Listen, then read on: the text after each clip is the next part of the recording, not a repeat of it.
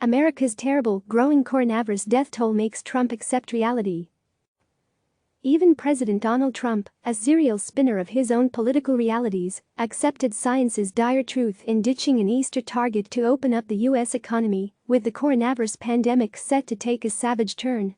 Trump's extension of social distancing guidelines until April 30 is a highly significant move that means American life will remain shut down for at least a month, and probably longer.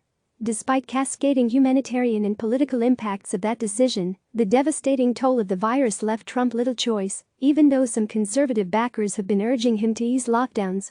A president who a month ago was predicting a miracle that would just make the virus go away was presented with cataclysmic figures that 2.2 million Americans could die if he indulged his itch to start reopening the economy in the coming week. Nothing would be worse than declaring victory before the victory is won, Trump, who last week repeatedly suggested that win was near, said Sunday, extending restrictions due to expire on Monday for another month at least.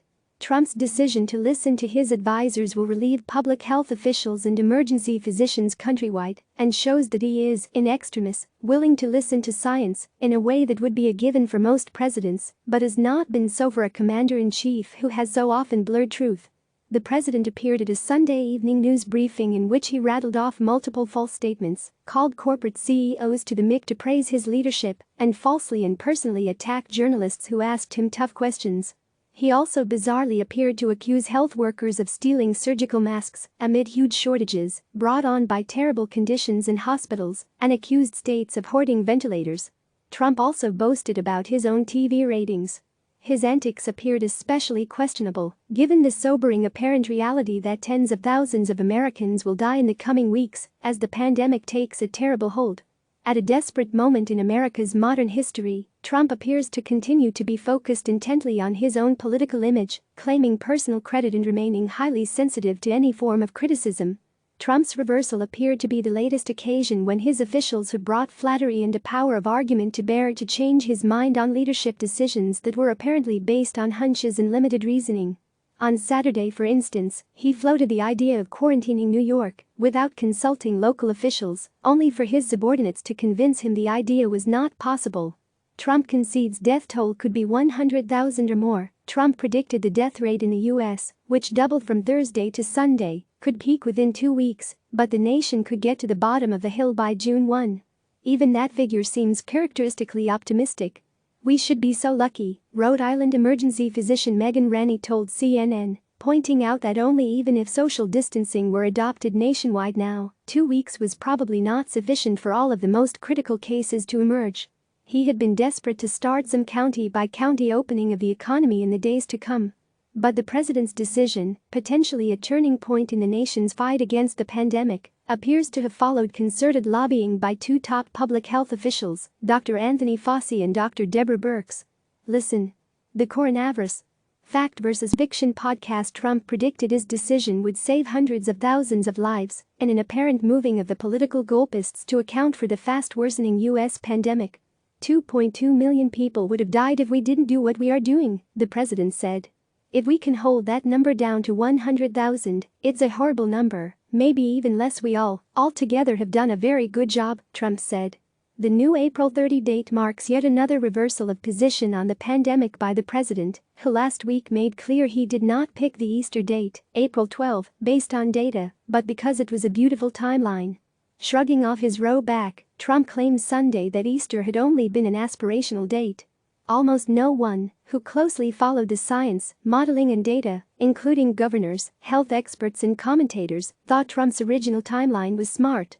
Fauci explained Sunday that the U.S. death toll, based on modeling, could reach 100,000 deaths or more, a comment first made on CNN. "I think it's entirely conceivable that if we do not mitigate to the extent we are trying to do is that you could reach that number," Fauci said at the White House news conference. He described Trump's decision as a wise and prudent one. Earlier on Sunday, Trump's rationale for a county-by-county reopening of the economy was undercut by comments from his top official. "I'm not against releasing the restrictions. I'm actually for it in an appropriate place. But I don't recommend it unless we have the tools in place in real time," Fauci said. Birx also undermined the rationale for Trump's plan to put in place new recommendations for social distancing after options were presented to him during the weekend. We all are deeply concerned and why we've been raising the alert in all metro areas and in all states, Burke said Sunday on NBC's Meet the Press. No state, no metro area will be spared, Burke said. At this moment, we are asking every single governor and every single mayor to prepare like New York is preparing now. Pelosi claims Trump fiddles while people die. The darkening mood over the pandemic did not convince Trump to moderate his extreme political rhetoric. On Sunday, two journalists, Yamiche Alcindor of the PBS NewsHour and CNN's Jeremy Diamond, read the president's own controversial comments back to him, which he denied in real time on television. "We're getting the word out. We're getting the accurate word out," Trump told reporters.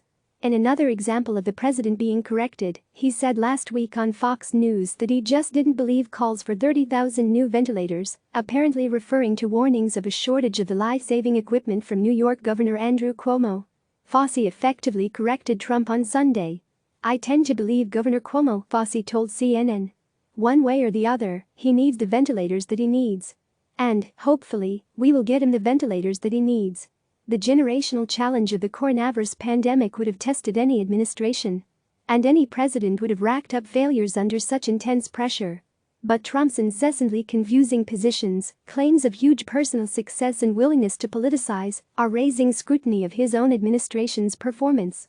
His litany of false statements and misleading statistics, for instance his claim the US had tested far more people than South Korea, even though on a per capita basis the US figure is far lower, also focus criticism on his handling of the situation. The president again celebrating what he says is the low mortality rate in the US comes across as in poor taste when the death toll in the United States is soaring. Trump is not the only senior political leader willing to inject explosive political language into the debate.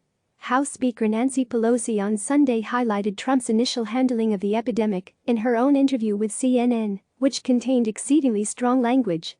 The president, his denial at the beginning, was deadly. His delaying of getting equipment to where it continues, his delay in getting equipment to where it's needed is deadly, Pelosi told Jake Tapper on CNN's State of the Union. As the president fiddles, people are dying and we just have to take every precaution, Pelosi said. Click subscribe to receive the latest news.